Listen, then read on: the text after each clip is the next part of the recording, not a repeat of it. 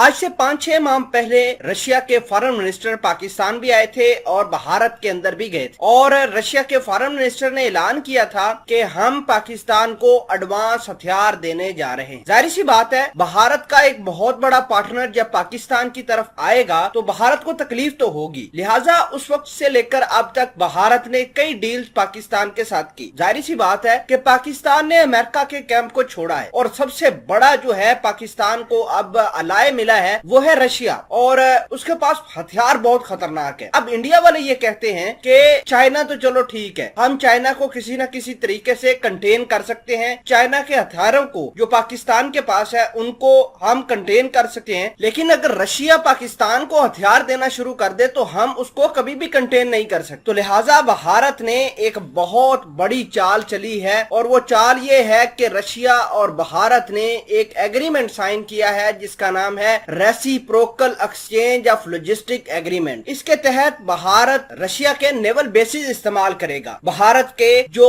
बहरी जहाज हैं, वारशिप है या बहरी बेड़ा है, वो किसी वक्त भी रशिया के जहाजों के जो अड्डे पर है जा सकता है, वहां पर लैंडिंग कर सकता है, वहां पर अपनी मेंटेनेंस करवा सकता है। इसके अलावा भारत ने अपना जो प्रेशर है वो एक्सर्ट करना शुरू कर दिया है रशिया के ऊपर कि वो पाकिस्तान का कैंप छोड़कर भारत की तरफ आ जाएं। मामलात क्या हैं, इससे पाकिस्तान को कितना बड़ा नुकसान होगा, तमाम तर चीजें आज की इस वीडियो में डिटेल के साथ डिस्कस करेंगे। छोटी सी गुजारिश है कि आप हमारा यूट्यूब चैनल हसनाट टीवी को सब्सक्राइब करके पास मौजूद घंटी के निशान को दबा ले ताकि लेटेस्ट न्यूज आप तक पर वक्त पहुंचती रहे। नाजरीन ग्रामी, देखिए कि भारत अगर इस एग्रीमेंट को इस्तेमाल करता है पाकिस्तान और चाइना के खिलाफ तो ये ही एग्रीमेंट पाकिस्तान और चाइना के लिए डेडली साबित होगा। उसकी वजह ये है कि इसका मतलब ये नहीं है कि सिर्फ इस एग्रीमेंट के तहत भारत ने अपने जहाजों को रशियन नेवल बेस पर खड़ा करना है। इसका मतलब ये है कि किसी वक्त भी अगर जंग हो रही है साउथ चाइना सी के अंदर या कहीं भी आर्टिक ओशन के अंदर, तो भारत अगर हिस्सा ले रहा है उस जंग के अंदर, तो भारत जंगी मैदान में भी रशिया के